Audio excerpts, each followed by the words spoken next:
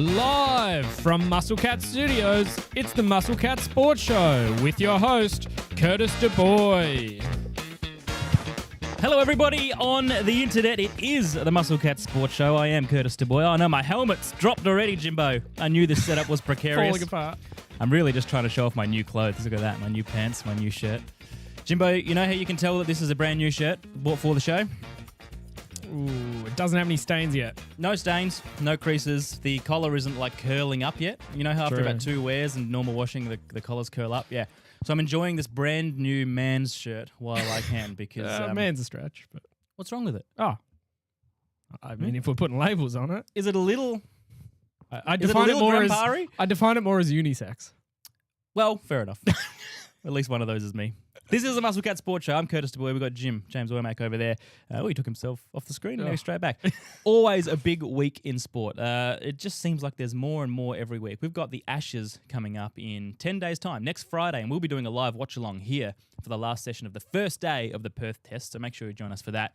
But there's some Australian squad news. They announced the squad a few days ago. We want your reaction to that. It is a call-in show, so please, there's a link in the description of this video, and I forgot to say that last week, which is a pretty bad error for a call-in show. We talked a lot. It was fun. So if you want to call in, hit the link and talk to us about whatever you want. It could be the Ashes. It could be the Premier League because that title race is heating up. It could be the European qualifiers that are on this week. Italy potentially in trouble for World Cup qualifying. You love to see it. It could be all sorts of things. NFL, it could be Formula One. Where's my Formula One? I got my knickknacks here. Oh, here we go. I got my Schumacher car here. Another gift from my dad that I've held on to for 30 years. The Formula One World Championship is in a tricky place if you're an Australian. Oscar Piastri did not have a good morning in Brazil. If you haven't seen those results, well, I'm going to spoil them for you now. He came 5th. Lando Norris won it. He leads by 24 points. Max Verstappen had a memorable day as well, so we'll talk more about that later on. You can call in and discuss that. Plenty happening. What else have I missed in my knickknacks here? The reason I've got this England-Scotland scarf, Jimbo, is because I went to that game in 2016 in Wembley. That was a European World Cup qualifier. England won that. There's only one team that has qualified for next year's World Cup out of Europe so far. Do you know who that is? I couldn't name one team. Well, countries in Europe. Oh. Name a country in Europe that might be on that scarf that plays soccer. France. The scarf is England and Scotland, James. Oh. I can't read. And I'll give you the hint, it's not Scotland. England are the only team to have qualified so far. It's coming home, boys. It might be anyway. Very highly doubtful. They just had a pretty easy group. But they're through. And this week in Europe, we will find out the next 11 teams who qualify through to the World Cup. So it's big. Like I said, Italy are in trouble. They've got Norway in front of them who... They've got a guy called Erling Haaland who can't stop scoring. So that's why Italy are struggling. And we'll run through a few more of those teams. But I've got one more knick-knack here that I wanted to run through. And that is a stubby holder of the New York Giants. We've got all the stubby holders from all of the NFL teams here because we do an NFL show as well, the Outback Quarterback podcast, which will be out tomorrow. I've got this, James, because the New York Giants are a cursed franchise. They are cursed. Just when things seem to be starting to look on the up for them, you know, they drafted a quarterback who a few people thought, oh, maybe they've taken Jackson Dart a little high, and then he comes out and he's a gun. But then they lose their best wide receiver to an ACL in Malik Neighbours, and then they get a bit of chemistry with this cult hero dude called Cam Scatterboo, who I have called the human marble because he's so round and low to the ground, you can't knock him over. He just keeps going. You can break him, though, apparently. You can break him. Injured, out for the season. All right? So dislocated ankle. Yes. This marble has a chip in it. Yeah. So just when things look good, and just when they were about to beat the Broncos a few weeks ago, they concede 22 points to nothing or something in the last quarter and lose. And it happened again this week. They were up by 10 points last quarter against the Bears. And the Bears, we know the Bears, they're a volatile franchise at best as well. And the Giants have done it again. So... they're in real trouble. They're 2-8. We don't know whether their coach will stick around. But the final insult is I've got a card of a guy called Daniel Jones. Daniel Jones. Now, for those who don't follow NFL, this guy was pick number 6 overall in the 2018, 2019 draft, somewhere around there. Very, very high draft pick. Was meant to save the New York Giants as their new quarterback, take them out of oblivion and into the promised land. That didn't work out. In fact, he left being booed by his own supporters, being basically mocked out of the building, left halfway through a season because they didn't want him there because it was going so badly, and he ends up bouncing to a few different franchises until this year where he ends up in Indianapolis and all of a sudden he's a superstar and they're 8 wins from 10. He didn't play brilliantly in the last 2 weeks, but he is definitely having his best season. It's just another example how the poor New York Giants and their supporters are cursed. Saquon Barkley, they let him go after many years of service. And what does he do last year? He goes and wins a Super Bowl with the Philadelphia Eagles. So my commiserations to all Giants fans out there. You can't have nice things. At least the Jets just suck. The New York Jets are just terrible, and they never give any hope because they've always been so bad, or as long as I can remember. But with the Giants, you get these peaks, and it's the hope that kills you, Jimbo. But anyway, they're my knickknacks for the week. What have you been up to? Oh, you've been away. Yeah, I've been away for the last week, out camping. Oh, yeah? Camping? Fishing? Yes, plenty of fishing. Boating? Yeah, we did a fishing charter, so a bit of fishing off the jetty, fishing out of the boat. It's the full BCF hat trick. That's it. Wow. Boating. You are the poster boy. Yeah, that's it. Where did you go? Oh, yeah. Just kick the mic stand harder. Just kick it harder. I went down the York Peninsula, so down to Port Victoria and Point Turton, down that way for a bit of fishing. Have you been there before? Yeah, I've done a lot of solo camping, kind of right down to the Innis at the tip of the York. Solo camp? You're a solo camp guy.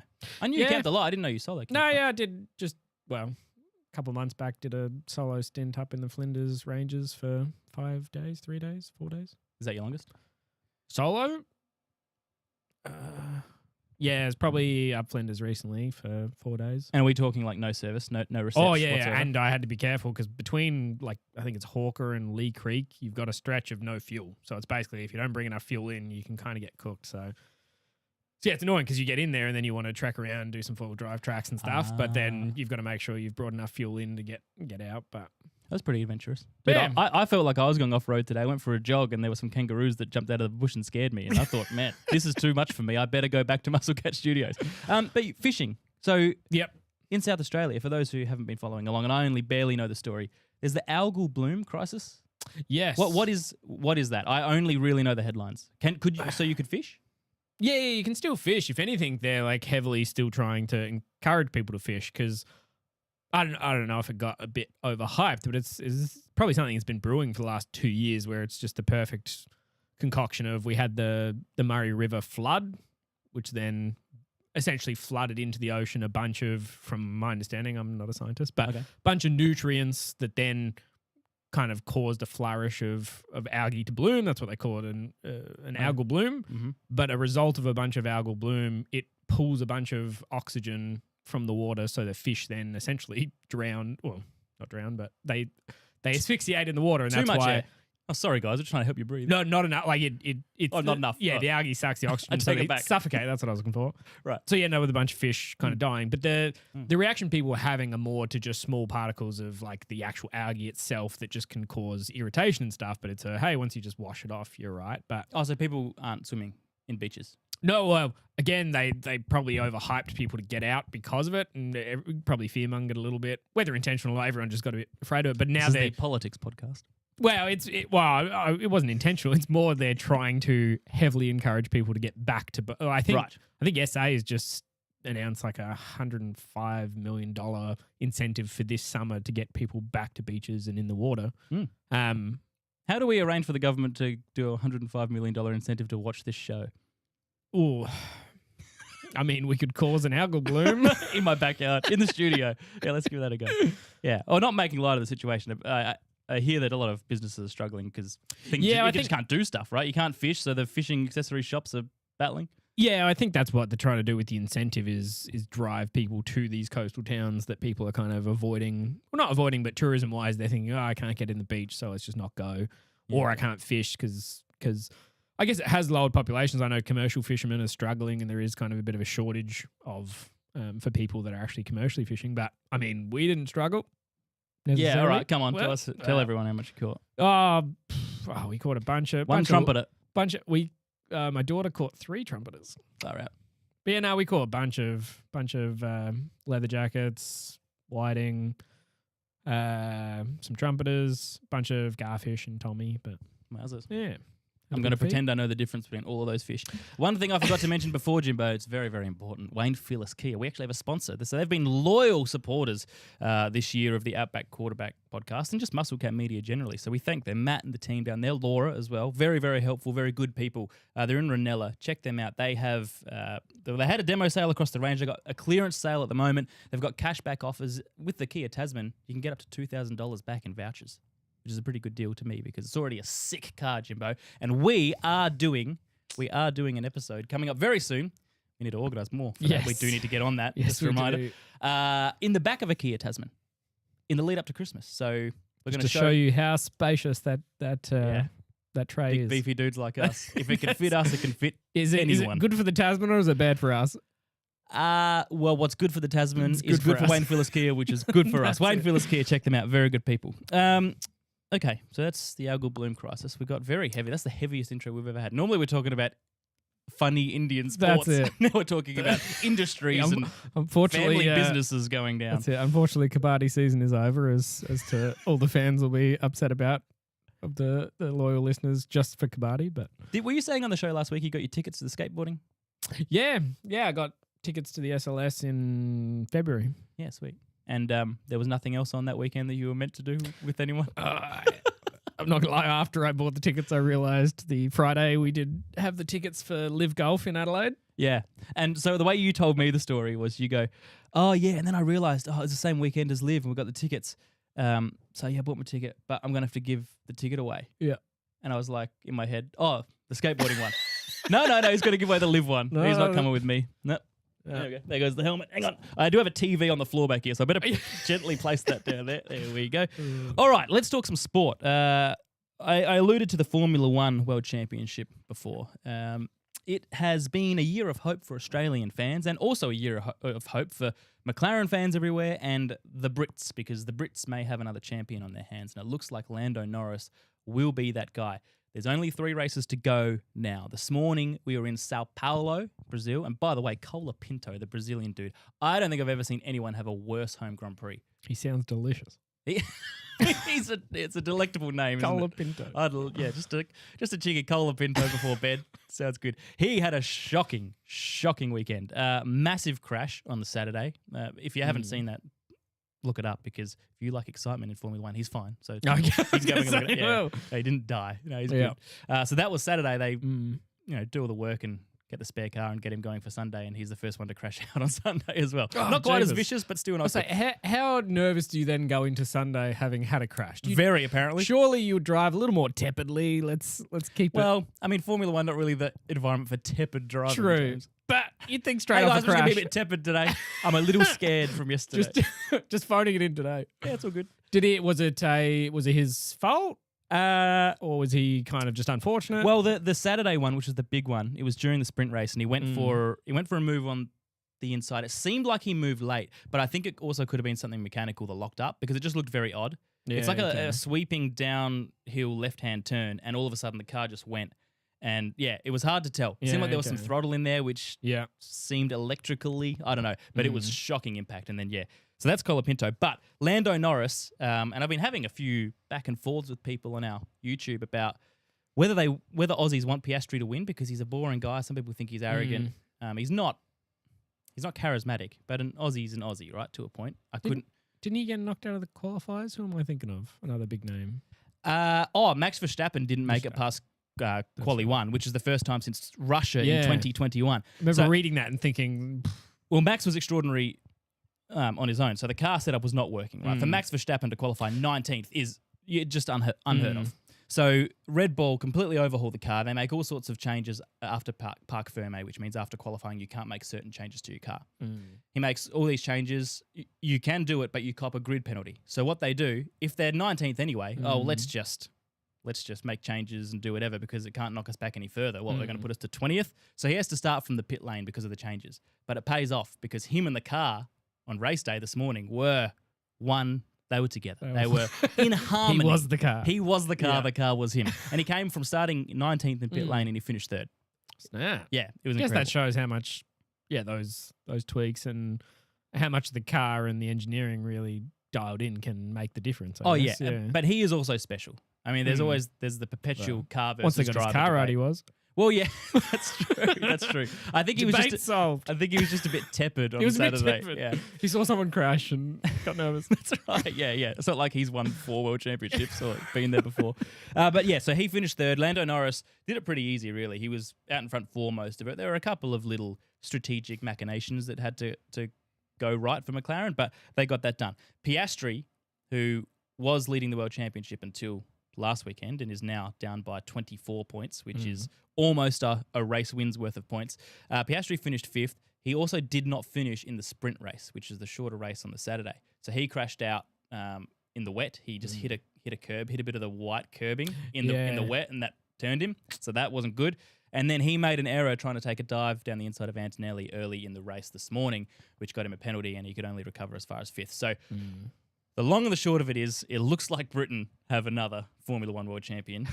Still 3 races to go. Anything could happen. Verstappen, you would say, is out of it now. It's 49 points back there. Piastri is the only hope to knock off Norris, but Norris would be deserving too. So 3 more races: Las Vegas, Qatar, Abu Dhabi. So yeah, it's an interesting season, but the form, the momentum, it's not luck, but you know what I mean. The luck is not with Piastri at the moment. He's just out of sorts. Yeah, and surely gives fans something different and interesting to now watch. I guess now that it's on Norris. Yeah, Yeah. it's at least not more of the same. Well, yeah, but it's not more of the same if an Aussie wins, because we haven't won since the 80s. So True. anyway, that's Formula One. It was an interesting race, nonetheless. We've got, what else should we go to? Let's go to... I was going to give you a slight update on the betting scandal. I did. I was going to ask about the NBA. What's going on there? Did come back. Well, tried to get some reception on the holiday, but did come back to kind of suss out what's been happening there. Yeah. Now, not heaps of movement in the NBA side of things, because I think obviously we already knew. I think that Rozier and Billups were on administrative leave without pay, as you'd expect, I guess. Gypped. Yeah. Poor guy. That's not fair. But then apparently, yeah, they're investigating at least 7 games between 2023 and 2024 that are explicitly listed in the indictments, because they have formally put in the indictments. Do we know who? Is that for Rozier, or is that for Billups or others? I believe that's largely for Rozier, because I think Billups is more wrapped up in the poker side of the scandal. Yeah, so you may not know the answer to this, but I couldn't figure it out. Has Billups done anything wrong as far as NBA games are concerned? So, by the way, for those who don't know, coach Allegedly. of the NBA of the Portland Trail Blazers, who he was the current head coach. Well, he still is, but he's been arrested for gambling stuff. Has he done NBA stuff allegedly, or is it just this poker stuff? And the NBA look at it and go, "Well, that's not a good look, or that's illegal." And I think it all got wrapped up into this has all happened together, I guess, because I'd have to look into it more, but I think it's because Rozier obviously had some involvement in. I don't know. But from my understanding, from what I read, Billups didn't really have much to do on the match fixing side or on the NBA side. That was my understanding. He's largely just I'm reeling in big NBA players to try and come spend a bunch of money in these games. Oh, right. So he was. And are the maths involved? Are the maths involved in those games? 100% in the poker. It was basically a mafia hosted, or mafia is the one fixing the poker game. So he's bringing the big. They're cheeky, those boys. Yeah, they know how to run notoriously cheeky, the mafia. I would recommend not getting involved. Any advice? Notoriously easy to not get involved as well. When they ask, you just say no. I don't know, man. They buy you dinner and you are in. That's it. Yeah, you owe them something. I don't know if you heard about, obviously then rolling into looking up where we got to with that. MLB's actually had quite a big scandal that's come out recently as well. So there's currently 2 Major League Baseball players from the Cleveland Guardians. So it's always Cleveland. What's wrong with that state and sport? Seriously. I don't know. But Emmanuel Clay... Still less embarrassing than the Browns. True. But yeah, Emmanuel Clace and Luis Ortiz. So they've been indicted on federal charges. Okay. Allegedly, it's that they took bribes from sports bettors again, specifically from the native Dominican Republic, to intentionally rig matches. Okay. In certain games. But it sounds like obviously they were heavily influenced, because there's when it comes to prop bets, obviously there's a lot of things around pitching speed. What's a prop bet? Is that like spot fixing? Is there like certain events in games that prop bets more around the making free throws or player specific bets kind of thing. Yeah. So okay, it's like them, but like specific instances in games. Correct. Yeah, so yeah. in I this think case, in other sports they call it spot fixing, like cricket. With the Pakistani scandal years ago, they were deliberately bowling no balls, stepping over the line. That's spot fixing. Yeah. So specifically here, it's throwing balls and throwing things under speed. So obviously things that are easily controllable that if you know you're going to place a bet. So wait, there was a market on pitcher speeds? I believe so or at least based on what I read. It's insane. I mean, why do we need to bet down to that level? Well, I think that's where it becomes, or as we're seeing with these scandals, it's becoming all too easy to fix because there are no other conditions that contribute to that. That's one individual, and it's entirely in control of the player. I guess absolutely. When you're back to wins and losses, you can't affect the whole team. You can be a dead leg, but it's going to be a lot harder to guarantee, and you've got to do it in a way that's not obvious. But yeah, when it comes down to these crazy markets for every little thing, that's nuts. It gets too easy to just, hey, if I just throw this a little less hard, nobody thinks anything. The thing that's actually interesting between the NBA and this one, though, is how they're catching this. Because in both cases, it's not that somebody's dobbed them in, or it's because on the flip side, the bookmakers and specifically certain firms that investigate these types of things or look out for anomalies, it's actually not the statistics, but it's actually people behind looking for anomalies in betting markets. So it's basically hey, there was a weird amount of last minute bets for this market that just flags hey, that doesn't look normal. Yeah, I mean that's been around forever. I mean, it's been around forever. Everybody knows that's what. It just goes to show, it's obviously working. It's delayed because I think a lot of these instances, it's normally an instance now that gets flagged, and then I guess the investigation backwards starts finding the things. But at least it goes to show they are catching it through the data, where it's like you can see these anomalies, especially with the amount of volume these bookmakers have. But the interesting thing is how many aren't they catching? Because, well, that's like, I think it was 6 or 7 years ago, there was a scandal in Victorian NPL2, which is, so you've got... NPL? Yes, NPL? Soccer. So, okay. Football, sorry. Well, so you've got... I'm rubbing off on you. You've got A-League, obviously the national competition. Then in each state, you've got the NPL, which is confusingly called the National Premier League, but it's state-based. And then you've got NPL2. So this is the second division of state football. Maybe it was even the third, if I'm remembering it right. And there were guys fixing games there. Why is there a betting market for, like, I don't know who it was, Dandenong someone? Like, why does a smallish club in the third level of Australian football, soccer, have a betting market? Well, I mean, surely one bet on that is a betting anomaly, because who the heck is betting on that? We had one bet; it has to be suspicious. It has to be. It's the player. And this goes to the point that Jackie Grant, our caller, made a few weeks ago when he rang in and said that, guys his age, Jack's 21, guys his age are just addicted and poisoned by this stuff. Sometimes they can't enjoy sport without it, Jim. They're just, the whole conversation is about that, and then you get, when you got this level of granularity a word? Granularity, yeah. I mean, if you're in the web, I guess you just keep going if you're on it, right? Yeah, well, I guess, and I'm going to butcher YouTube names, but Hans Offerbach, 1962, he's chimed in with in the chat with an interesting point that, of course, we credit the bookmakers for doing their job of alerting authorities to irregularities, but ultimately they're saving themselves money, so...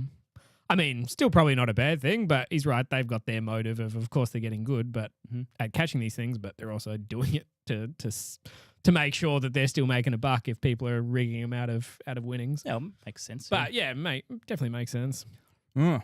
Thanks, Hans. Thanks for yes, that was interesting. By the way, the chat is open. If you can call in if you want, but if you don't want to call in, we've got the live chat function available. Well, and we've also got, which is, I may take him up on this, but What's Your Decision has chimed in with I'm assuming this is in relation to me covering Kabaddi, but he's saying, when will you cover competitive hobby horse championships? I'm not going to lie, that has come up my feed many times. So has it really? I've I have come across that wild world of hobby horse enthusiasts. Dude, you've got a weird algorithm. I take it you've seen hobby horse? Yeah, it's the broomstick horses, right? But I haven't seen the professional. It's a serious event, Kurt. Let's not degrade what it is. Go on, bring it up. True. Yeah, we have to do it now. Who suggested that? What's your decision? What's your decision? Oh, that's a new name in the comments. Hello. Welcome along. Yeah, for those who haven't been following that closely the last few weeks, James got obsessed with Kabaddi. He loves skateboarding. He's in a weird algorithmic world of obscure sports. We go. Let's skip to Did some. you know there's a competitive sport of hobby horse riding? We've shown some I do video now. over the past couple of years. This Just at a is school growing gym. in popularity just Look at this it. past June.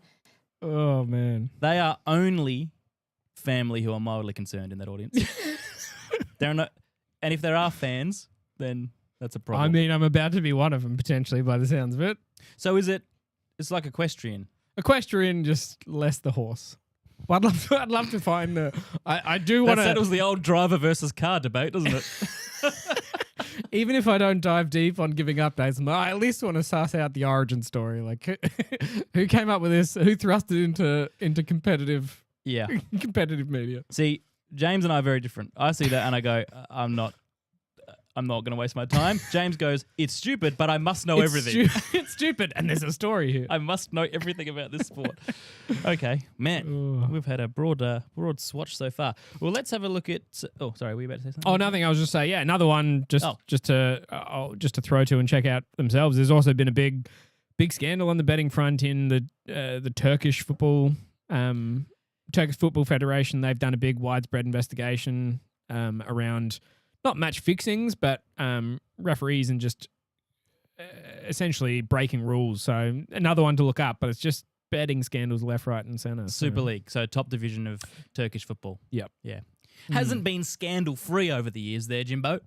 I've had a couple of scandals in Turkey over the. Oh, have they? time. Yeah. I'm Anyway, unaware. That's it. Well, now that I've brought it up, you'll research everything That's about it, it. so you can tell Yeah. us next week.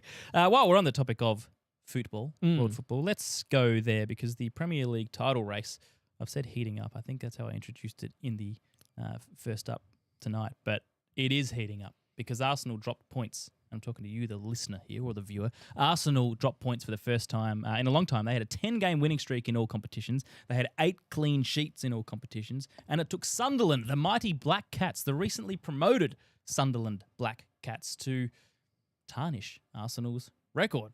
It was a 2-2 draw. And it was a 94-minute equaliser as well. There is something special happening in Sunderland.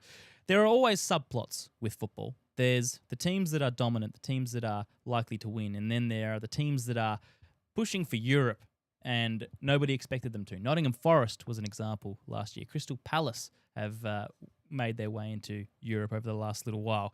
And this year it looks to be Sunderland. Bournemouth are there or thereabouts as well. And of course, sometimes we do have a season like 16-17 where Leicester City come from nowhere and win it. And everybody all year goes, they can't win it. Well, it turns out they can, and they did. But they're fourth. I'm not saying they're a title contender, but they did take some points off of Arsenal, which was huge. Liverpool got humbled. So they had their 5-game losing streak. So they started the Premier League season, if we take out other competitions, 5 wins in a row in Premier League. They were 5 from 5 to start. And then they went 4 losses on the trot. And then they won a game in Champions League, and everybody thought they're back. I thought they were back, and then they get smacked, really. They got dominated by Manchester City at the Etihad in Manchester. That was 3-0. So really hard team to read at the moment, Liverpool. They've had 6 wins, 5 losses, no draws. They are not halfway. So if you want entertainment, if you want drama, tune in there. We've actually got a caller on the line for you, Karen. Oh, all right. We'll get back to some football. Who have we got, Jimbo? We have got Nugget. Nugget. Welcome to the show, Nugget. Look at that smile. Hi, Curtis, the boy. How are you? Very well. How are you, my friend? You look very snazzy for a Monday night. Oh, thanks. Yes. Very nice. Thank you. I bought a new shirt. I was talking about it before. There you go. That's the first compliment I on the missed shirt, Jimbo. You're looking sharp as well in your Houston Texans hat. Are we talking Texans tonight, Nug? No, well, I was listening to your Premier League rap. Why aren't you talking about the best league in the world, the Championship, mate? English Championship football. Now, why would I do that, Nug? Because Derby County are an absolute heater. My boys at Derby County, 5 in a row. Ooh. Where's the guy with the haircut? Could have had a haircut by now. Old Manchester Oh, United. United Strand. Yeah, that's right. United Strand. Supporting the wrong team. Oh, we talked Derby about him 5 last in a time. row. Could have got it done. Where are they on the I've always table? said, we've got up to about 8th, I think. We were above relegation, Oh, wow. but then won 5 on the trot. So, a couple of wins: Sheffield United, Norwich. Yep. A couple of nice wins in there. So Sheffield United are struggling after getting relegated 2 years ago. No, it wasn't last year, the year before. So they're Yep. struggling at the moment. But hey, not enough chat in English Championship football. You know what? I have actually been tuning into a little bit of Championship lately. I haven't caught much Derby County yet, but I will because I bought beIN Sports, like the beIN Sports Extra or whatever, like $12 a month. It's actually surprisingly good. That's how I've been following the Celtic Hearts of Midlothian battle in the Scottish Premiership. Yeah. But it's funny you bring up Derby because I was about to get to a stat about the Wolves in the Premier League. They are last. Right, they are dead last, and you know exactly where I'm going here. I'm going to tell you about the Wolves' season so far. 11 games, 2 points from them. So 9 losses, 2 draws, no wins. Do you want to talk about the Derby County season of 2008-2009, or do you want me to do that? Yeah. We had a good 1 win, I think 8 draws. Was it 11 points? Yes, 1 win, 8 draws. Sounds about right. Which leaves... Took 4 points from Newcastle. Well, 1 win, 1 draw against Newcastle. Oh, was it? Was it Newcastle? Yeah. No, mate, I remember. Don't worry. The only win we had, 1-0 Kenny Miller. I reckon it was that 30th Kenny Miller. Oh, my gosh, the Irishman. He was Irish, right? Scottish, right? I think it's Scottish, maybe. Okay, yep. But, yeah. So it wasn't a great year. So Southampton were close last year by near the end of the year, I think. Yep. And then they beat someone like half decent, which annoyed me because that took them over the line. So yes, it's a dire record. It is very dire, and I think with the teams going up in the Championship now, they're hard to compete in the Premier League with all the money and all the good teams staying up and getting more money. It's like going to be apart from like you said, Sunderland this year done a great transfer market, and then Burnley doing okay, but you see the teams basically go like a yo-yo, straight up, straight down. So, but yeah, Wolves are on track. I do keep an eye on the bottom. I do keep an eye on the bottom part of the table, so our record can hopefully be beaten one day. So, not a good reason to remember Derby, unfortunately. No, it's not. It's not, and it's been there long enough. So, just so everybody knows, that record is, like Nug said, 11 points from an entire 38-game season. So you get 3 points for a win, 1 point for a draw. So there was only 1 win in there and 8 draws. At the moment, so that Derby season, that's 0.28 points per game. At the moment, the Wolves, with their 2 points from 11, are 0.18 points per game. Now, that will all change with a draw. It'll absolutely change with a win, and I'm sure they will nab one somewhere. I'm sure they'll probably nab a few. But for the moment, it's exciting, especially for Derby fans, because they want to get rid of that record of the worst ever Premier League season. I think there's about 7 of us in Australia, I reckon. Not many of us, but there are a couple. You are the captain of the supporters club, aren't you? I do have a question about supporting a team that, like you said, goes up and down between Premier League and Championship. Is it more enjoyable when they get promoted, and outside of the joy of the promotion day or winning the Championship, is it more enjoyable having a Premier League season where, yes, you're in the Premier League, but you're battling and you're possibly going down, versus Championship where, you know what, it's not the Premier League, but at least we're competitive and we're winning games regularly? I would say Premier League, but so Derby have been in the top, apart from 3 years ago where we had some financial fair play issues where we got points deduction, got relegated to League One. The top 6 playoff series is unreal.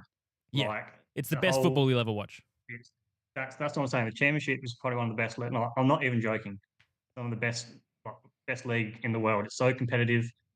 From 6th to relegation is probably only about 10 points in it. Yeah, it's always so tight. Every win is worth $1 million.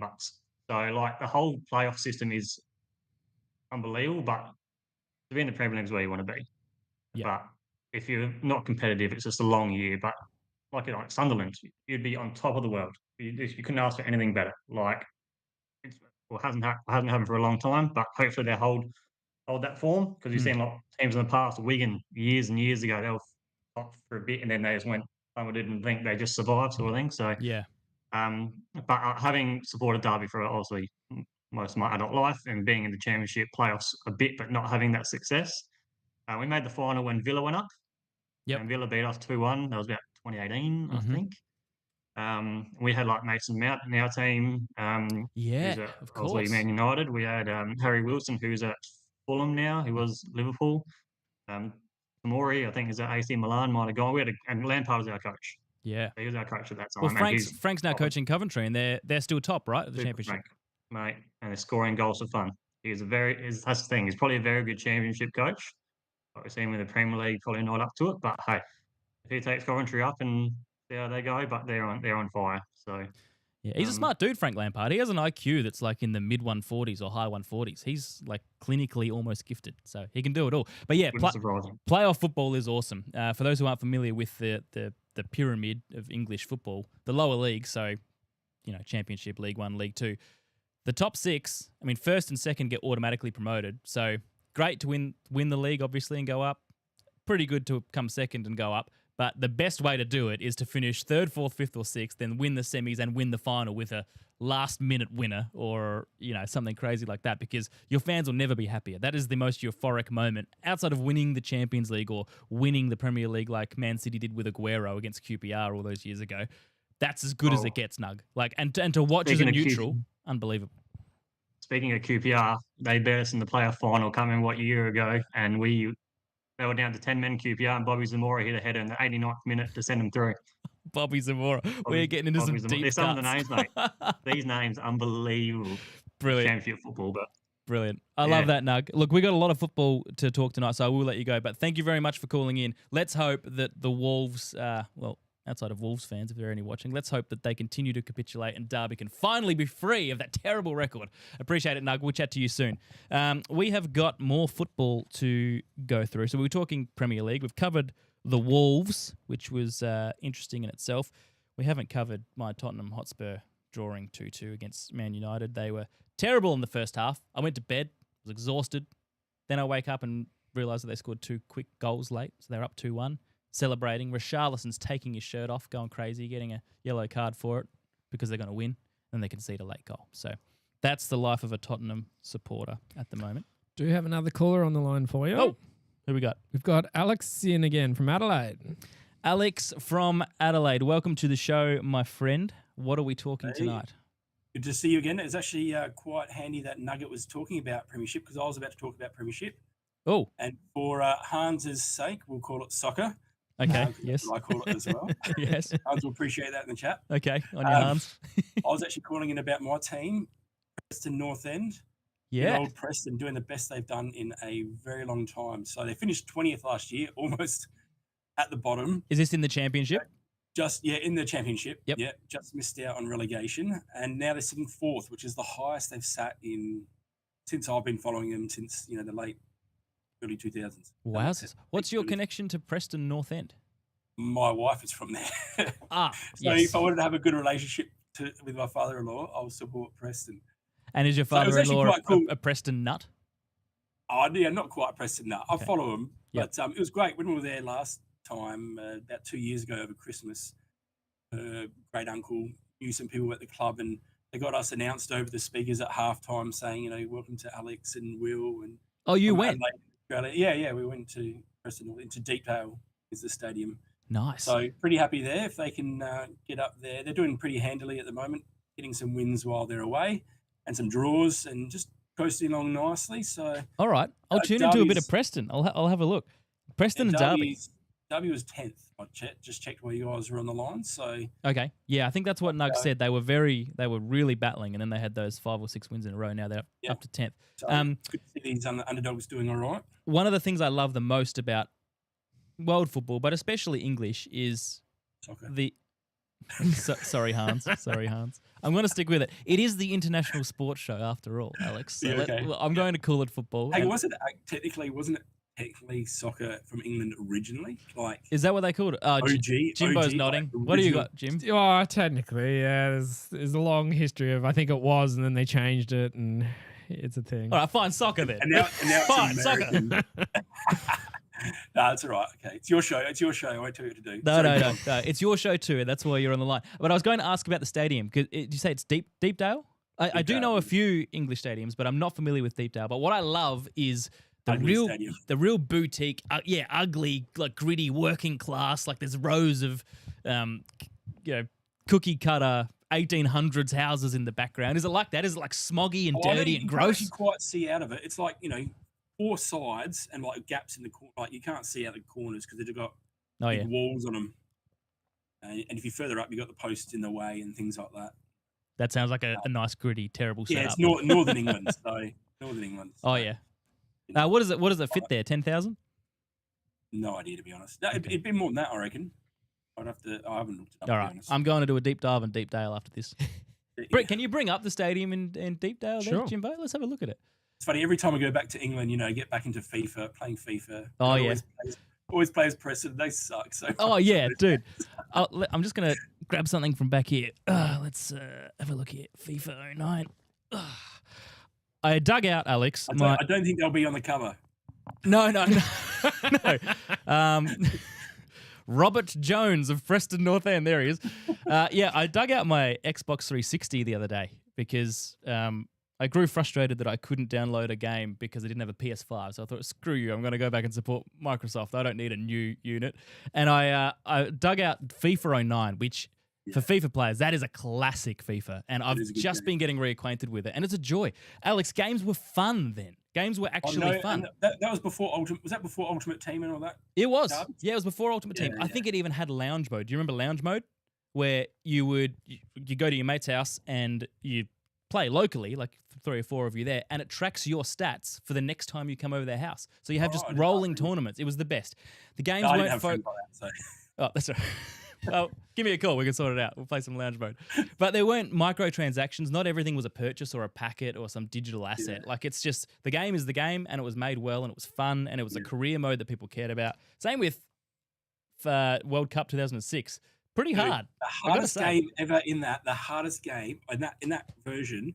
Australia versus Solomon Islands, and you've got to win. You start at like halftime, and you've got to beat them 7-0. It's almost impossible. Why 7-0? Was that a real life scenario? It was like a recreation. It was like recreating the original games or something. Or 6-0. It was 6-0 or 7-0 or something. I thought isn't that the team we beat 31-0 when Archie Thompson scored 13 goals? Is that game or is it that different? was much late? That was much later than that. Yeah. Okay. All right. So you got to recreate old scenarios, do you, and try and beat those challenges? that is a hard one. Well, I guess I know what I'm doing after the show, Jim. Actually, we might end early. I might give that a crack. Did you have anything else, Alex? Oh, yeah, I had a few things. I've got a few things Yeah, right go now. for it. I actually spoke to someone who went to an actual Kabaddi game this week. Hey, Jimbo, can you go triple split? Yeah, Let's go triple split. He needs to be in on This this. is worthy of a triple. My sister and brother-in-law lived in Nepal for 10 years, and I was telling them about, there's this game that they're talking about Kabaddi. They're like, oh, yeah, we went to that. That's epic. That's crazy. No They said it way. was hysterical being there. They didn't No idea what stay was going fans. on. Are they still following it from here? I think my brother-in-law, he actually mentioned that he knew the season just finished. So whether or not he's actually following it, I'm not sure about that. We'll have to get him to call in, regardless of the time he went to a Kabaddi tournament live in the flesh. Just to keep this shtick going. That's it. I mean, I'm right? starting again in August next year. That's for sure. Is it only a 3-month season? Yeah, it's a tight Wow. season, but the games are like every day. Hey, Kurt, what kind of watch do you have that has months on it, man? It's a Rolex day date. It has days. It has 24-hour. It has days of the week. Yeah, you're right. It doesn't have months. I don't know why I do that. What year were you born? Very sharp of you, Alex. Come on, mate. Move on. What's next? No. Well, if you want to go back to the cricket fixing that you were talking about earlier, Oh, yeah. you see that one in the Victorian Cricket Premier League. I'm not sure if it was actually match fixing, but it was ball tampering. The guy got banned for 5 games. No. The umpire, they hit someone hit a 6 or something, and the umpire goes, "Oh, this ball looks a lot more scratched up than it was when we saw it last." Right. They went and found out like red scratch marks on the pavement just outside the ground. It was scratched on the footpath. So hang on. Who did it? Was it a fan or was it like a mate? The fielding team. No, the fielding team. They went and fetched the ball. This is Premier Cricket, Yeah. So he got it Great himself cricket. and scuffed it up and went back in. Dude, Yeah. I mean, if you're doing it on a paver, they're gonna notice that, aren't they? They actually went and found the red mark on the ground outside, so they knew they were cheating. Caught. Five red-handed games. and stuff. 5 games seems a bit lean, considering. Didn't they almost give Steve Smith life in jail for his ball tampering? That's my memory of I it. guess there's not. Maybe because there's not money on it. That there's Oh, not yeah. bigger. Okay, thing about fair it. enough. They just Something wanted a little bit of doesn't make in swing, a little bit of reverse swing, did they? Yeah, when he swung himself out of the team for a while. Yeah. Good one. It's niche content. I love that. Keep going. Snooker. I caught the end of the show last week. You guys were talking about snooker, and Yeah, you did. You didn't know. Yeah. Bring the James, triple box back in, Jim. Come on. 127. 127 James, the highest score you can get. There was a debacle. It was a debacle from James. You wouldn't believe me. I wish to say about that, James. I wish we recorded the end of the show because the light bulb finally clicked. And I'm like, what are you talking about, man? I was lost. He's like, you said 127 the whole time. I'm like, oh, are you kidding me? We actually went back and watched the end of it. And I was screaming at myself. He really, like he actually was. I literally was in my head the whole time I was talking. I was thinking 147. That's why when he's like, it's 127. How could that be more or less? I'm like, what are you talking about? It's more. But it's one thing to think I'm referring to what you said. It's another thing for you to then keep saying 127 over it. You kept saying it. Like, I literally kept saying it. You at least know that you knew it because before you started saying any of that, you did say 147. I said it right the first time and then just and then the next fell to 127. 127. Oh, I could not have been more frustrated with myself afterwards. I was telling a good friend of mine the other day that for all of you who like pool, James, I know you're a big fan. Yes. For me, snooker is to pool what Test cricket is to the one days or the T20. So snooker's the long game. Yeah. It's got the tactics of it. Yeah. Ball placement. All those kind of things. And probably similarly has the more loyal, die-hard, larger fan base. Yeah, probably similar to cricket. Like Test matches, obviously, it's where the purists. The purists. China as well. Snooker's huge and huge, yeah. And now now I think Ronnie getting involved in like the Chinese 8-ball now as well. Well, was. I didn't see that, no. But yeah, they did have. I think Saudi Arabia had a snooker tournament that you could get a special golden ball, which was worth like $20 or something stupid, That's it. But yeah, no, snooker's definitely getting a bit of resurgence, or they're definitely trying to get it. Yeah, you should get on, Curtis. You should. That's it. I have to keep us informed. Anyone watching along, check it out. What do you play, Jimbo? You play 8-ball? I play 8-ball, but specifically American 8-ball. Right. So, and is that Alex? Is that like T20? What's that? To kick the analogy going. It's like the big balls for kids that can't hit the small ones. It's like Big Bash. James didn't hear that. He was focusing on my reply. That's a good singer. The cushions on American pool, they're like at a 45-degree angle. Whereas the English pool, they're like curved, so it's a bit harder to hit them in. American pool, they're bigger balls. You hit it anywhere in that 45, and it's going in. It's just he's throwing shade at you, James. He's throwing shade. He's basically saying it is probably like T20 version. He's saying you're bowling with bumpers. That's what he's saying. All right, good call, Alex. He's got to dump you now. No. Anything else, Alex? Oh, what do you think? I know AFL might be a bit touchy on this one, but what do you think about the wild card round that was announced today? Yeah, interesting. I can't talk AFL specifically, but the concept of wild card play-ins and playoffs, it's everywhere in sport now. Like the NBA is doing it with their play-ins. Teams that don't qualify for the traditional playoff spots do have a chance to beat higher ranked teams. Ironically, even the Street Skateboarding League have thrown in wildcard rounds. Street Skateboarding League has it. The Champions League has it. American sports, and we've kind of jumped on the bandwagon. Yeah. I mean, if we mentioned the word purist before, if we talk about the concept generally, whatever the sport is, I like a cutoff. You're in the finals or the playoffs. You're out of the playoffs. Stop playing with the bumpers on. It's like playing with the bumpers on. You can apply that analogy to anything. Yeah. Doesn't it just bring an element of luck into it? Because you can essentially have somebody that, depending on how wild cards are done, you can have somebody brought in that's, hey, you didn't make the cut naturally, but sure. Depends if it's like in individual sports. I know sometimes that's more the case where it's like, hey, you can kind of luck your way in on a good day depending on how rounds are held for wild cards. But yeah, I mean, you can say, you can say luck, or you can say the ultimate challenge is to win when you need to win. And true. That's how. I mean, because if you extrapolate that logic through the whole finals series, you should say, well, get rid of all finals and let's just have like European. True. Whoever wins the league wins the league. The really tricky one, Alex, the format that still doesn't make sense to me is Australian soccer, the A-League, where we have the league, which is played across like 30 games, and then we have finals as well. And that just doesn't really mesh in soccer because that's not how it's done. And it's confusing because they award a premiership to the team who was top of the league ladder, but really that's just a minor premiership in other Australian sports, and if you don't win the grand final, you haven't won. I think it's because they've tried to Australianise soccer for the Australian audience. True. Lower the barriers. Yeah, we obviously that makes sense. Put up with just having whoever finishes top wins it. Like that does make some sense. So we kind of sit halfway between the Americans and the English there, with a bit of a grand final. But And now we've added a wild card, so maybe we're going more American, which is not to my liking. But all right. Well, I did bemoan the Supercars playoffs earlier in the year. Yeah, but that's just garbage. That's like lost me. That's lost me. Really? I was praising Bathurst and saying how much I loved that. I have hardly watched a second of Supercars since. They lost me. Anyway, Alex, we've got another caller on the line, but I love your contributions. Thank you very much for calling in. You too. All right, Jimbo, we've got another one, have we? Who have we got? Yeah, so next up we've got Liam on. Liam, welcome to the show. Where are you calling from, Liam? Scotland, obviously. Oh, this is Liam from Scotland. Hey, we've got our first international caller. Welcome, Liam. How are you? Not too bad. Just busy now checking the pitch to see if I can get the training on right. But other than that, just staying away. Is it a bit boggy? Yeah. Is it a bit boggy, the pitch? I would say it's worse than boggy. I mean, I am actually sinking into it, so I might need to book the gym halls tonight. So, can you show us? Can you turn the camera around and show us the pitch?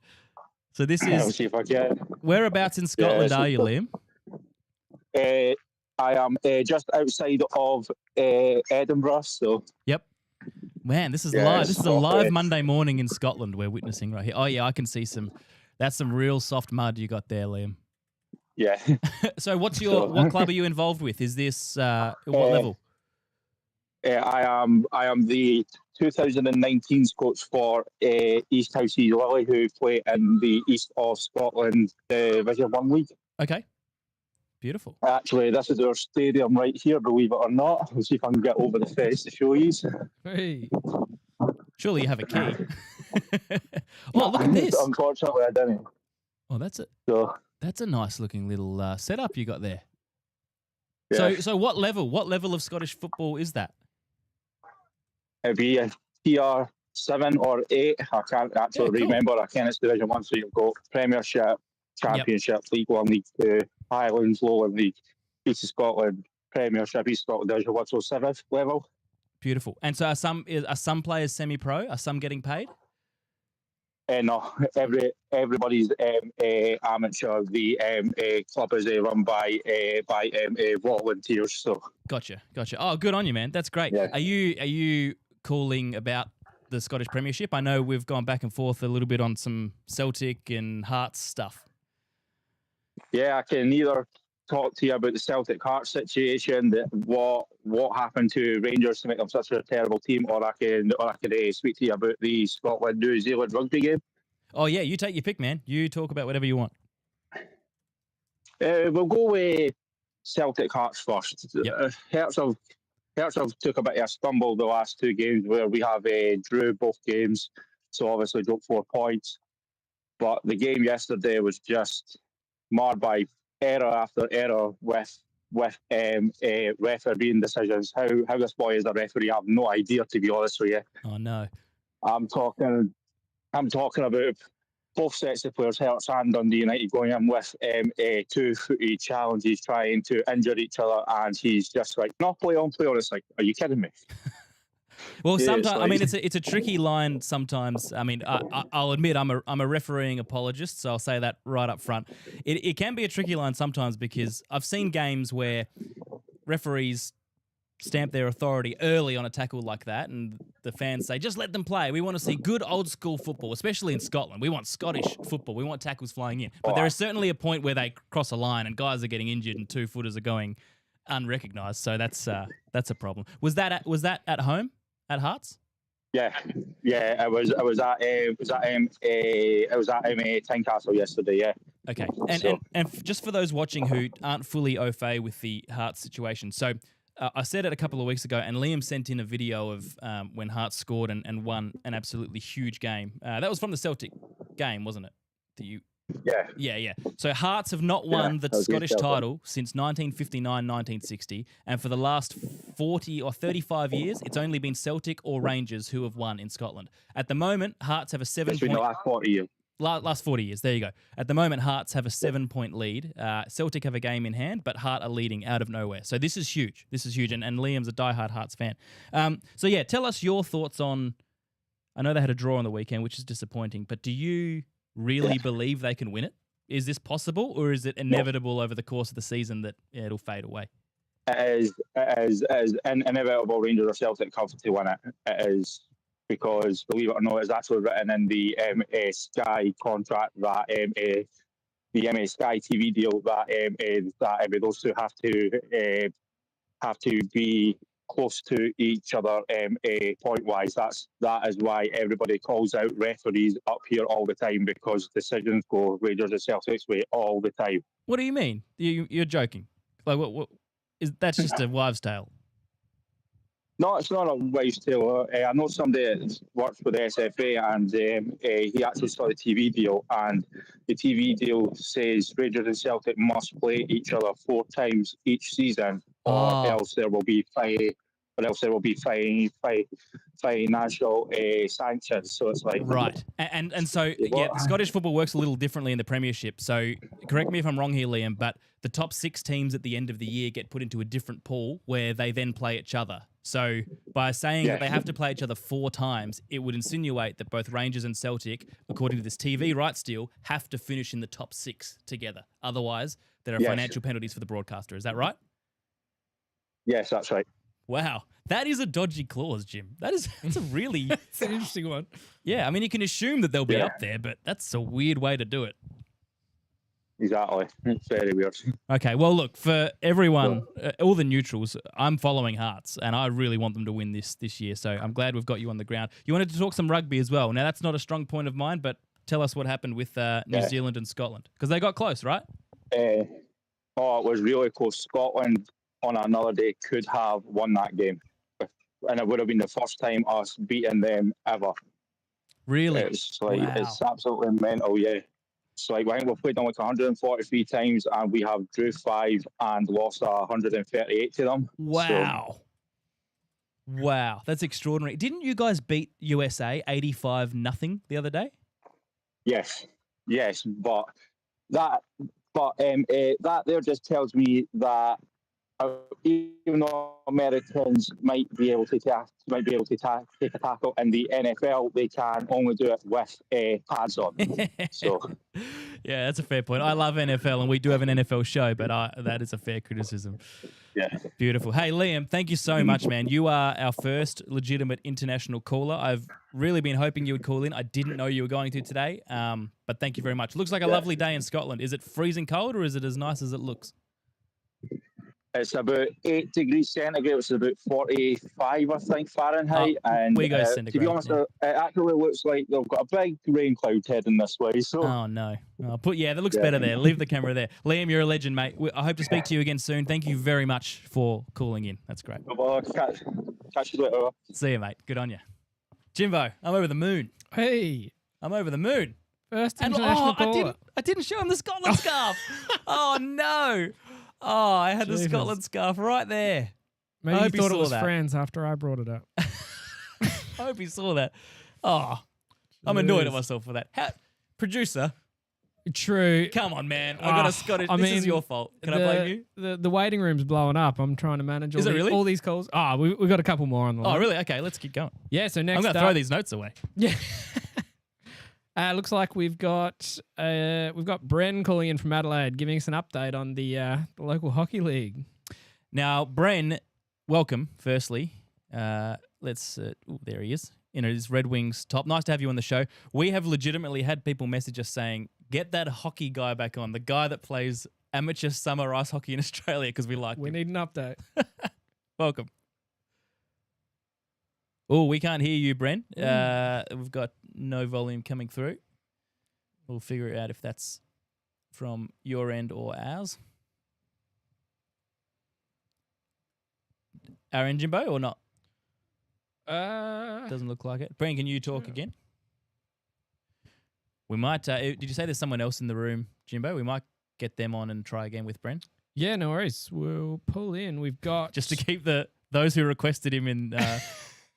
In anticipation a little longer. Great to have you on the show, Brad. It looked like it was going to be a funny story, didn't it? That's it.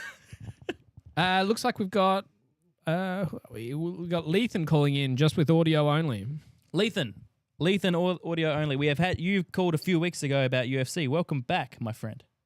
Kurt, Jimbo, how are we? Good, man. How you doing? Oh, precarious situation, which is why I got no camera on. Please describe your precarious situation. And then turn on the camera. No, you don't want that. He's on the toilet, James. That's why he doesn't. Oh, close. No, What does that mean? Close. I'm He's away, in the toilet. no, I'm away for work for the week in a hotel, and I've forgotten my pajamas, so I'm sort of just laying around. No, fair enough. Nice. Fair enough. Well, it's great to hear your voice. What do you want to talk about, Lethan? Hey, your snooker thing wasn't the only gaff from last week. No. you Hopefully it won was Kurt's 27. gaff. It was actually Kurt, and Yes. I actually missed the show because I had stuff on, but I went back and listened Well, that's to a it later gaff on from you, Spotify. Lethan. Oh, I know. What did I do? You're talking about Javo, the pitch invader, Oh, yeah. and you're talking about him lining up with the Aussies for the national anthem. Yep. And I believe you said something along the lines of, there he is standing next to Bo Munster. Cam Munster. Yeah, Bo's actual name is very famously Cameron Munster. Yep. At least you didn't say it like 8 times repeatedly. Yeah, no, and argue that's about true. it. I said That's Cam true. Munster. I said Cam Munster. Okay. Yeah, that's a pretty big gaff. Captain, if I'm not mistaken. Star player, along with Reece Walsh. Am I getting this stuff right, Lethan? I actually can't remember if he was captain or not. I think he was. I read something about that today. He could have. He very well could have been. Okay. but, Yeah. That's a mistake. That's a mistake. And we own our just mistakes thought on this show. That's that one. All right. The other one I wanted to mention, not a gaff, but you're talking about some of the incidents that Javo's had over the years. Yeah. And the concerning lack of security. And I think the biggest one got forgotten about in that last year. He had a pitch invader moment at the closing ceremony of the Paris Olympics and managed to get a selfie with French President Emmanuel Macron Wow. before he was caught. Wow. I didn't know Javo did that. That's huge. I mean, he's ticking off a few big items there. Not only has he got into the Olympics closing ceremony. I mean, getting a ticket to that is a scam in itself. Then getting into the ceremony, as in actively involved, and then finding the president. That's 3 impossible things in one. He's good at his job. It was pretty crazy, and it was pretty big at the time. I don't know how you guys missed it. No, I don't know how I missed that. I don't know how I missed that. Wowzers, that must have been a hasty Google looking into Javo's history. Man, that's okay. That's his biggest one. Was I right in saying that he's done? He did the English. He did the cricket. Yeah, he team? did the English cricket team and lined up with them. Yeah. I think there were some other smaller ones in local leagues, but yeah, I think the English cricket, the Australian football, and the Olympics were his biggest ones. That they are big. I'll tell you what, Lethan. I'll tell you what's refreshing about the Javo situation, and that is he's not plugging a brand. He's not like the World Cup one or the Euros one or whatever. We've had plenty, normally women, in some outfit which promotes something somewhat nefarious online, and it's not wholesome streaking. We want guys like Javo who are just doing it for the love of the game. He's not promoting a website. He's not promoting a brand. He just wants to be in a photo next to Cam Munster and next to Emmanuel Macron and say, "Look, that's where I was." I think that's pure. That's pure pitch invading. What he should promote is his GoFundMe so we can all pitch in to help bail him out. Look, I say I like his work. I'm not going that far. Has he actually got a GoFundMe?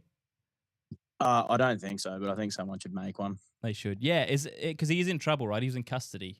Yeah, he's in legal trouble. So it's quite a big deal. I mean, it's not like he can say he accidentally did it. He's been deliberately crafting these invasions repeatedly for years now. He's an Englishman that had a custom Australian jersey made up and Australian kit just to be able to sneak onto the field. It wasn't premeditated, Your Honour. Okay, where did the custom Australian kit come from? Yeah, with Javo 69 on the back of it. Did you know they banned the number 69 in the NBA? Because it's not appropriate. Oh, I actually had heard that. Yeah, they don't allow it because it's a family-friendly sport. Has the NFL also banned it? I can't think of any that wear it. Yeah, I reckon. Maybe. Is Lane Johnson 69? I don't know. Dwayne, as in The Rock? No, Lane Johnson. Oh, Lane Johnson. Because Dwayne Johnson was on a 65. practice squad back in the day. No, he's not 69. I don't think they wear it in the NFL either. Yeah. Very family friendly. They don't have any off-field issues there, the NFL or the NBA. Ooh. Yeah. Good thing they banned that number. Geordie Mailata's close. He's 68, isn't he? 68. And I bet that's because he asked for 69 because he's Australian. And Roger said that's not allowed. That is banned. Yeah. Yeah. Well, there you go. Hold on, Rod. Okay, Lethan, I love the audit.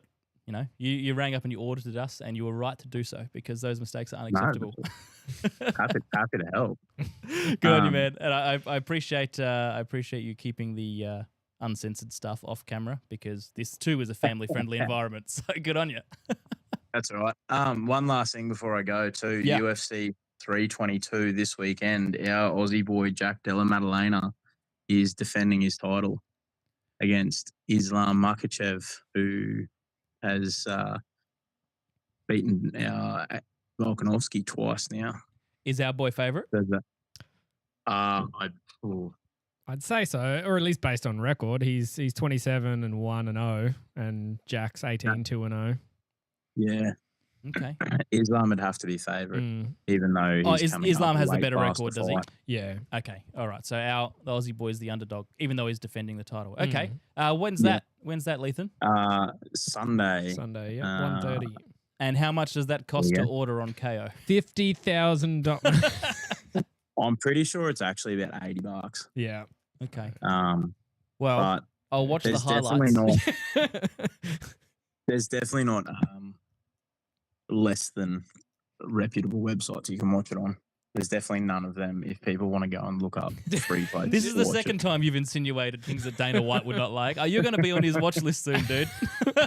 No, I'm insinuating these things definitely don't exist and that I definitely always pay my $80. That's true. He is saying that. That is if you read that transcript in court, it says, no, I definitely do I definitely pay didn't say that you could. That's right. You can't see a wink on a court transcript, can you? And we can't see his wink either. That's why he's got his camera off. They also can't see the $80 leave on my bank statement. But well, they can actually track that, Lethan, so be careful, all right? That's what I mean. They can't see that $80 leave, so that might be a problem. Oh, yes. No, that's true. All right. Well, I like that. We've got a UFC correspondent. Very niche role you've carved out for yourself, picking up on mistakes and telling us about UFC, but I love it. That's why this is the International Sports Show. We can go anywhere. It is your show after all. Thanks for calling, Lethan. We'll chat to you soon. No worries, boys. Thank you. Did we get Bren back with the tech diffs? We do. Hey, I can't do too much more on my end, so fingers crossed it works. Blame the listener, James. That's always the best approach. I'm just saying I don't have much more. All right, bring him in. Bring him in. Bren, have we got you? Hey, can you hear me? Hey, we do have you. How you going? That is a nice jersey or jumper or hoodie, whatever you want to call that. Thanks. I had to jump back out because of the sound issues and jump in. Did you just ask a listener if Dwayne "The Rock" Johnson wore number 69 in the NFL? Yes, that is where we went. That is where we got to. Things move quickly on this show, man. Sport expert, Kurt. No, The Rock was an NFL player. He bounced around on was he actually in squads. NFL? He was. I think he was on practice squads. I don't think he ever actually played. I also don't think he wore the jersey number 69. No, well, it's banned. It's illegal. So they banned it because of him. Yeah, that's right. That's right. He's ruined the reputation. All right. So where we left you, Bren, you called a few weeks ago about you were getting back into amateur summer ice hockey in Australia, and there are a few operational difficulties with that, as you might expect. How's the season gone so far? How many games in are you? We just played our 6th game. It's actually gone quite smooth. The arena hasn't started falling apart. We didn't have to hold any boards, panels on. Did the it's actually going okay. Did the fresh lick of paint help? Did they paint help it? The outside, not much on the inside. They started with the outside. They're working towards the inside. From the road. I can't remember whether you said this last time. On your first return to the ice arena after you hadn't been there for 12 months, didn't you just see a rat running across the floor? Yeah. I walked straight in and there was a rat walking along the cafeteria. So that's how we're going. Okay, 6 games in. Good, bad. How's your form? How's my form personally? Yeah, okay, getting there. I didn't score any points for the first 4 games and wasn't looking good, but these last 2... You're rocking a solid 3 now. Have you got his stats up, Jim? I do. I got the stats up. Oh, yeah. I didn't know you were going to access those, Jim. Yeah. Who have we got? There he is. Be the boy. 6 games. What's that? 6 games, 3 goals, no assists. Very selfish. No, it's not a team player. Very selfish. Oh, 4 penalty minutes, Brent. What have you done? The first one was roughing, and the second one was hooking. Okay. Last night was the hooking. Yeah. They both sound very illegal. You'd certainly. Well, what you do outside of that arena is completely up to you. What did you do during the game, Brent? Okay. I learned that hooking in this league means leaning slightly on an opposing player. Oh, okay. More ref bashing, are we? This is the second. This is a referee-friendly show. I'm sure the referees in your amateur summer ice hockey league are all of the highest standard, Brent. I don't want to get suspended, so yeah. As if they're watching this press conference. I mean, this could be a good blow blow on up. the bench. They have sharp ears on the bench. You're really not allowed to give anything to those guys. They're quite sensitive. Really? Yeah. All right, mate. Leave them alone.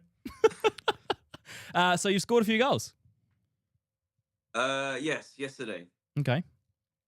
Yesterday I got 2, which is surprising given the prep beforehand. I always try and make sure, game day, you want to eat well. I had my kid's birthday party yesterday, and I just bought a Red Bull before the party because I always buy a Red Bull just to get through it, wake up for the game. Yep. But then when I bought the Red Bull and got back in the car, I forgot it was for the game and I drank it immediately. And so then I had the party after that where I ate probably about a solid minimum chips worth of chips, I think. Well, are we talking like a cake. 1998 $2 chips? 1998, yeah. Which is Probably a decent serving. That's a lot of chips. Yeah. That's probably accurate. Okay. There was a beer, a Pepsi, a little picnic, fun-sized picnic. And then, and then when I went to go to the game, I bought another Red Bull for my pre-game Red Bull. Yeah, I got 2 goals out of that, so I don't know what to believe about nutrition anymore. There's no surprise seeing the last name. We are related, Bren, and I was there yesterday, and we were talking about your prep, and every time you had something new, you'd come and show me what you were eating, and I was like, dude, I mean, I know I'll say it again, it's amateur hockey, but are you gonna be all right? Will you be able to skate? And you messaged me after the game saying I scored 2, including the winner. Yeah, well, I think I'm going to do that every week now. Yeah. There's been games where I've tried to really, really do it properly. Watch what I eat, do the carb loading beforehand, do everything I know that's good, and played like trash. I didn't get any points for 4 games, like I said. I ate a bunch of Snickers and beer before a game. 2 Red Bulls, good to go. 2 goals. 2 Red Bulls. 2 Red Bulls is diabolical, Bren. That's not a good habit. But hey, it helped your performance. You were telling me that you took pre-workout before a game. Now, Jim, I want your thoughts on this because when Brent said, "Oh, I tried pre-workout pre-game," I thought that makes sense, right? Yeah. Before the gym, it really does make a difference, right? Yep. So physical sport, need exertion, need a boost. How would you think that would go? Like, would you take it and give it a go? I would take it. Yeah. Bren, the results? Nah, pre-workout sucks. Yeah. When you're doing anything that needs thinking. Too much. When you're lifting weights, it's good for that because, it gives you the energy to lift weights. Yeah. But I took pre-workout for a hockey game once. Yeah. And I was an absolute mess. I was just tingling and running around. I didn't know what I was love the doing. tingles. But the tingles, I mean, that'll get you It's some... not good for strategic thinking. Yeah, it'll get you some penalty minutes, that's for sure. I was not in the right spot at any time in that game. I was back and forth, up and down, just falling over. And I do find in that kind of sport, it can make you a bit jittery as well, like just feeling a bit empty and jittery. That's it. Yeah, you felt it was like a hollow feeling. Yeah, 100%. True. Yeah. And that's just sitting down, mindlessly picking up weights. It's not good when you have to come up with some strategy. Where's Brent? Oh, he's just skitzing out in the corner over there. He's the one twitching. Like an actual glitching character in NHL. But yeah, I mean, that does surprise me a bit, to be honest, because I've thought about, if I ever played like an amateur sport like soccer, or if I was going to go for a run, like a running race, could you take pre-workout? Would that help? But I don't know. Sounds like just a heart attack and lack of concentration. Your next 5K, give it a go. Smashing pre-workout. Yeah. Give us the update next week. I might do that. 100%. I might do that because I'm not Do at it my. before this show. That's a good idea. True. We'll be face tingling on pre-workout. Dude, the problem is, Bren, we have to get up. We're up at like 5:30 tomorrow because we record the Outback Quarterback. We won't be sleeping. Dude, I normally get 5 hours of sleep Mondays Going anyway. back to back. That's it. Just go straight through. All right, so before we let you go, you got how many weeks left in the regular season and playoffs looking good? I don't know how many weeks. Nice. That's it. All right, we'll see you next time, Bren. Good on you. See ya. Thanks for joining. Man, I love amateur hockey. That's good. That's good stuff. All right, we got one more caller in the room. Who needs notes? Who needs notes? Who we got? Alrighty, who we got? We got Ben in the room. Ben, is this Ben? It is. Oh, it's the face reveal he promised us from last week. How you going, man? I got to make a correction here because I feel a bit disrespected. Okay, please. Because I was your first international caller. Okay, Oh. yes. And now look, we have the froggy ribbits back, James. I don't know what's going on See there. if I can fix it. We'll acknowledge it straight up. James is working on it. But that is true, actually, Ben. We did a practice episode, and Ben kindly volunteered to call in, and you were from Saudi Arabia at the time. And I remember I introduced you as Ben from Saudi Arabia, and you said, I'm not Ben from Saudi Arabia. I just happened to be in Saudi Arabia. So, yes, you were the first international. Good. We got the correction done. We did. So that's very good. Now we can start. We can talk business. Let's do it. Because I believe I spoke to you about this already. I haven't heard anyone mention this, but in competitions, I know you're into more Love is Blind and like Marriage at First Sight for reality TV. But for those of us men with a bit of testosterone, physical Asia is quite interesting. I don't know if you guys have seen that. This sounds like a gym thing. Have you heard of Physical Asia? Physical Asia, no. Look, get it up on the screen, Jimbo. So this show started with like South Koreans, all athletes coming together to see who the best athlete was. Yep.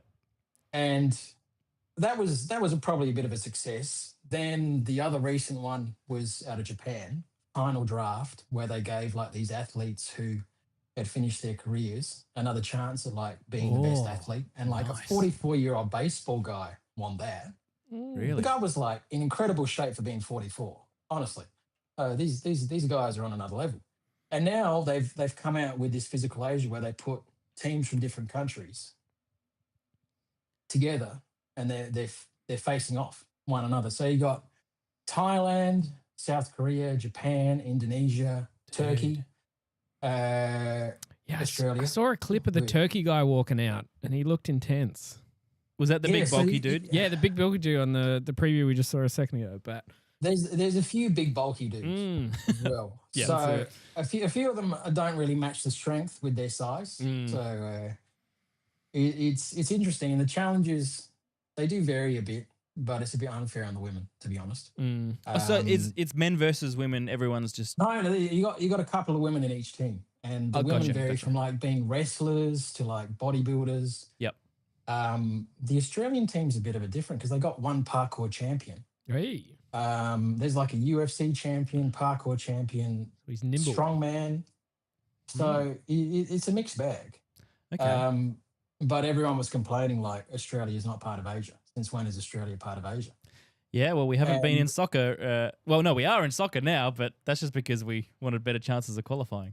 It's because we didn't want to play the Cook Islands. That's right. And win 36-0. That's right, exactly. So it's basically a quest to find the greatest all-round athlete, right? So like strength, agility, speed, everything. And the challenges range from Sounds like sick. Getting sandbags and whatever, putting them into a cart, pushing the cart up a hill, and then putting it into a ship, and then dragging the ship. Just everyday stuff, Ben. Just everyday stuff you have to do. I mean, it's something that you might encounter in your day-to-day life. You guys, obviously, sitting on the couch all day. not all of us have the privilege to be sedentary. Oh, says Ben in what looks like an air-conditioned office. I'm pretty sure that's the air conditioning remote in the background there, isn't it? What have you? Is that? Or that's a fan, man. I can't afford air conditioning. we're not all on YouTube ad revenue, mate. So one question about Physical Asia, because I have tried sort of similar sounding shows in the past, and what drives me crazy is they really over dramatize it and make there's too much focus on the reality TV of it. Is this just No, a contest, a because pure contest? Actually, this is better because the South Koreans and what Japanese are very respectful. The worst ones are the Australians because they obviously take that stuff from cricket into the competition. So, like at the South Korean one, the guy like beats him and smokes him, and he's like, "You were great, man. You were so strong." And like, and he's just won after like 7 seconds. Yeah. So it's really quite refreshing to watch the good level of sportsmanship there. And then you got some like Australians come in and be like going home on the first flight. Yeah. So when they put in a team, are they putting forward one athlete to do a particular challenge, or is the whole team doing the challenge? So in one of the, I think one of the iconic ones, they have like a ball in a water pit, and you start on different sides, and then you just rush to hold on to the ball. And in the initial series, it was like whoever holds onto the ball after 3 minutes is the winner. And you have like guys body slamming each other and stuff like that. That's cool. Then they did it in teams where it was like 1v1 in the first round, then 2v2 in the second round. And you had like two small girls from the Philippines versus 2 larger girls from like Thailand, I think. And then the smaller ones, obviously they were faster. So then the Thai girls tried to just drag them over the line because it was like off by half. So there's a bit of strategy going on. There's a bit of smart play. There's a bit of, that reality TV stuff in it, but it's a good watch. All right, Jim. You have found your new niche sport. I know what I'm watching this week, that's for sure. Love that, Ben. Love that. Is there anything else, or is Physical Asia the number one thing this week? I think I was going to mention something, but I might save that for next week, mate. All right, beautiful. We've done the face reveal. I don't know what's next. the body reveal. Hey. Yeah, you look like the big Turkish dude on the front of that Physical Asia cover.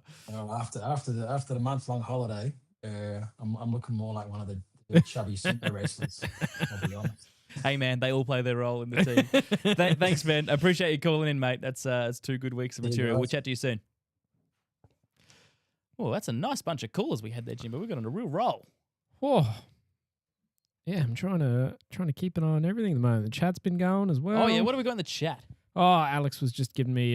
He gave me a correction that made me feel better. He said, "Oh, to be fair, Jim, it was only 127 that you said 7 times, not 8." So did he count it? He counted, so it makes me feel better. I'm not as worried now. Oh, that's good. I'm just trying to find my Wayne Phillips. And then Lethan Mann also corrected NFL player. So The Rock wasn't officially an NFL player. Oh, he had a brief stint in the CFL on a practice squad.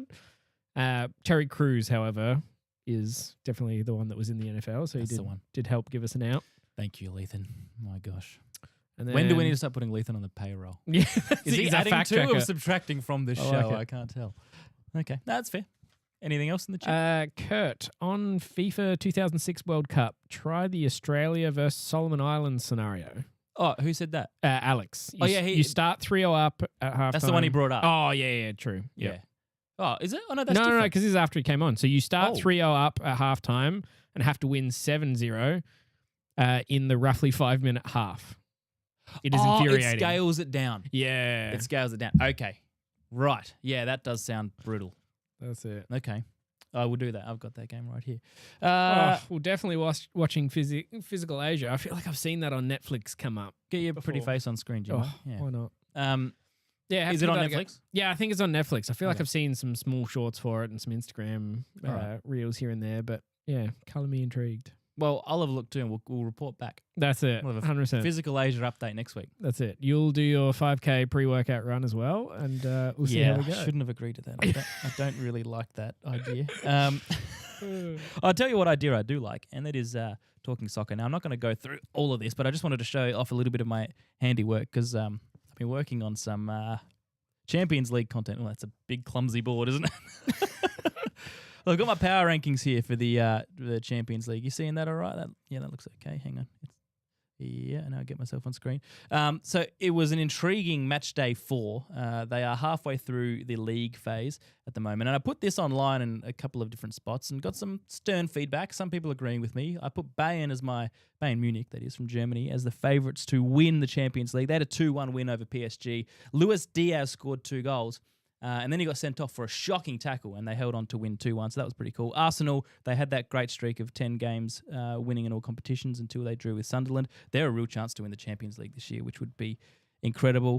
Real Madrid, PSG, they're all the big boys. You can see them there. Liverpool, I've got in position 7. But there were stories galore, and you can look up the channel Cup Kurt if you want to follow that. Cup Kurt, starting with a C, Kurt with a C. Only 2 subscribers because I haven't told anybody about it, and we literally just started this a couple of days ago. But I will be doing world football, European Champions League there as well. But one thing I did want to show, I put it in the Slack thread, Jimbo. I sent you a link before. And that is Luis Diaz's goal for Bayern Munich in the Bundesliga on the weekend. Now, they didn't win. It was the first game of the year that Bayern have not won. They had won 9 out of 9 to that point, and then they drew against Union Berlin. But this goal from Luis Diaz, ex of Liverpool, until this year, and Bayern took him. Check it out. Can you get that up on the screen? Mm-hmm. And by the way, there was a subscribe button there. If you haven't hit subscribe, please do. We need that. Stanisic through to Diaz. Keeps it in. Oh, Diaz, brilliant from Luis Diaz! What a thing of beauty.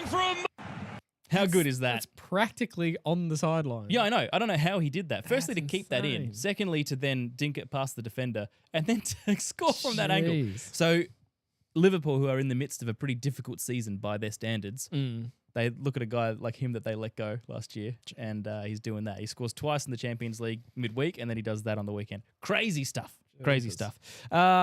Let's, while we're talking football/soccer, just pull up the UEFA European World Cup qualifiers, please. It's a mouthful, Jimbo, but it's also hard to Google. Oh, he's got it. Beautiful.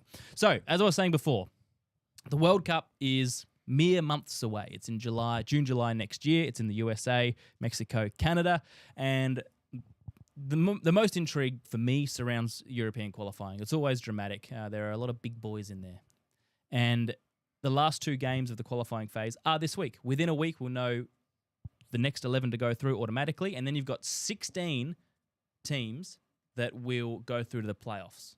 And they are competing for only 4 more spots after that. So basically, if you don't automatically qualify this week by finishing top of your group, then you have a 25% chance, if you make it through to the playoffs. So it's crucial. It's crucial this week. Let's look at the table if you go up and across, Jim, because there are a couple of teams that are in danger. If you just the tab, we got matches and table up across the top. So if you go Group A, we've got Germany and Slovakia. Germany are, potentially at risk of not automatically qualifying. That would be a problem if they don't win. You've got Switzerland, who are pretty much fine. Go down to Group C. You've got Denmark and Scotland. So they, in the second game of the week, will play against each other. So people like Liam, who caught up before, they'll be vociferously supporting the Scots. I do hope they automatically qualify too. They're a gutsy team, and they've got some good players as well.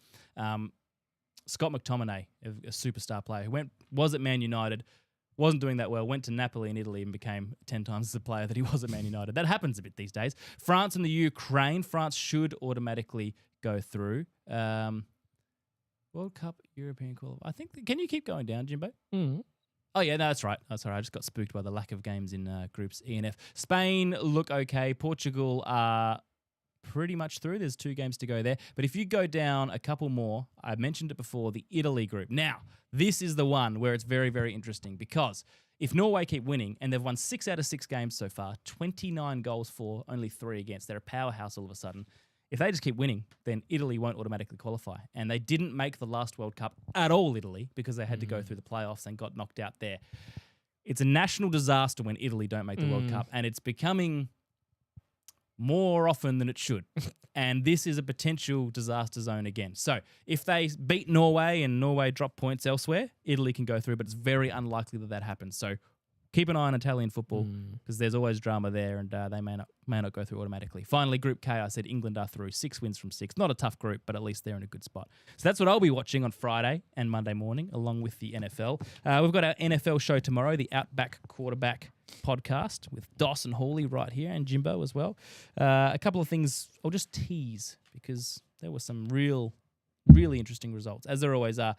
The Dolphins somehow beat the Bills. I dressed up as Mike McDaniel, the coach of the Miami Dolphins, in sort of I wouldn't say a mockery, more of a tribute, because I thought he's going to lose his job any minute. When they get pumped by the Bills, he's gone. They beat them. I don't know how that happens. They have been woeful all year. They've now won 3 games. Speaking of a woeful loss, the Panthers, Carolina Panthers, just when you start to trust them, they get beaten. And they got beaten by the Saints, who to that point were 1-8.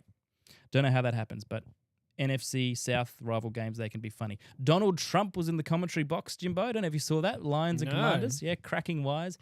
Great player, one of the best. One of the best. He was even talking like, oh, they're 3rd and 2. I think they'll go for it. It was pretty good. He actually knew football. Like, sometimes you wonder, I've always liked this team. They're the greatest team. That's why I've got the Washington Redskins hat in the back, because it was a Commanders game that he was. It's really hard to figure out which way to put your thumb when you're watching it backwards in the screen. Anyway, he was very funny. Look up his highlights. I talked about Daniel Jones and the Colts who were flying before. The Jets and the Browns. We have a thing called the Shelf of Shame. If you can zoom out, Jimbo, the Shelf of Shame on the Outback Quarterback podcast. Those 2 teams have basically been bolted to the wall by Chris Hall. So they played a doldrums matchup, which, was as bad as you expect. Outside of that, the Texans had a great comeback against the Jags, just to prove how much you shouldn't trust the Jags yet again. So we've got all of that to go through, Shelf of Shame, plus plenty more on the show tomorrow. We've got Would You Rathers on the Outback Quarterback tomorrow, which is always a popular segment. What else have we got? We've done F1. We've done... Oh, we haven't gone through the cricket, the Ashes squads. You know, we might save that for next week because the Sheffield Shield games, the last round of Sheffield Shield games are happening at the moment. The squad has been decided for the Australian team for the first test, and obviously the English squad has been decided a while ago, but we'll go through those performances. I will just say that Brendan Doggett took 5 wickets today, and he's a 31-year-old paceman who is an outside chance for his first ever test. So that's huge, and he's on fire. We've done the NBA scandal. Rugby league, we didn't mention, I don't think, that the Australians whitewashed the English in the rugby Ashes, the fake Ashes. They won 30-8 to make it 3-0, so dominated there. Poor England. I mean, imagine losing 2 lots of Ashes in a matter of months. That's what they're going to face this summer, hopefully. Rugby union, we talked about the New Zealand-Scotland game, which Liam brought up for us. Australia lost to Italy, which is not good, 26-19. England defeated Fiji. South Africa defeated France. I think that is almost it, Jimbo, from mine. Have we got anything else in the chat? We just had a few more football updates to be politically correct. So, B Factor just said Germany playing absolutely shockingly poor compared to their potential. Yep. And then Scottish FM had said Italy are now the new Scotland of international football. Oh man, yeah. Well, Scotland are a better team at the moment. They're playing better. At least they don't look like they've got the weight of the world on their shoulders every time they play. I really hope Scotland get through. Honestly, I got the Scottish scarf. I hope Liam saw the Scotland scarf in the background now that he is watching along. I think that's it. Golf. The last thing I'll say is golf. The DP World Tour. They've got 2 tournaments, a 2 little tournament block to finish the year in the UAE. They played in the Yaz golf course, which was a $9 million purse for that event, which is pretty big. And Yaz. And then they're playing at a place called, I think it's Earth Course, which sounds totally natural. It doesn't sound artificial and manufactured at all. Yeah, there we go. So Aaron Rye beat Tommy Fleetwood in a playoff. It was a nice little tournament, a good win for Rye. But yeah, look at the purse, $9 million, which is nice. And the DP World Tour Championship I think that's next week. Yeah, can you check out Earth Course? $10 million pot for the end of the DP World Tour. Yeah, I mean, it's beautiful and beautifully artificial. It's just the UAE, isn't it? There you go. Looks nice, but can you trust those greens, Jimbo? That looks like a little TPC Sawgrass replica. Does, yeah. Anyway, that's where they're playing. I'll be tuning in. I want to see a bit of golf from Earth Course. The great thing about the DP World Tour is it truly is it is a world tour. They played in Kenya earlier in the year. They've had an Indian Open. That was the one where Tommy Fleetwood was trying to tee off and they had the car horns going crazy in the background. Did you see that? No, I didn't see that. Oh my gosh, look that up when you get a chance. That's ridiculous. Like we complain about our mates whispering in the background. I'm pretty sure I've glared at you when you whispered once and you said, "Are you serious?" And he's got scooters, no joke, got trucks and everything. It was the loudest thing I've ever heard. Anyway, that's all from me. That was a good throw. Nothing else in the chat. That's all she wrote, Jimbo? No, I think that's it. All right. Well, look, thank you very much to everyone who joined. That was a fun show. That's an hour and a half of goodness. Yeah, went fast. Wowzers. Thank you to Wayne Phillips Kia. Sponsors make shows like this happen. I was going to throw the hat, but that felt disrespectful, so I'm going to place it here gently. Go check them out if you are in South Australia. good people, good deals across the range. We've got the Outback QB tomorrow. If you haven't hit subscribe yet, please do. If you haven't told your mates or just sent this to your friends, please do that, because as you saw tonight, when we have a community of people who ring up, it's great. It's great. I like preparing my notes. I like throwing them aside even better and talking to you all. So thanks to everyone who called in. Jimbo, you've been sensational yet again. I think that's your best episode. Well, thank you. Yeah, I think it's your best. Yeah. Did I'll you mean take to it. put yourself up on the screen then? There we go. We got there. I ruined it. Nice. Worst Always episode. seems right at the end. I'll see you early in the morning. Yes, bright and early. Can't wait. Until then, we'll see you all next week. Thanks very much.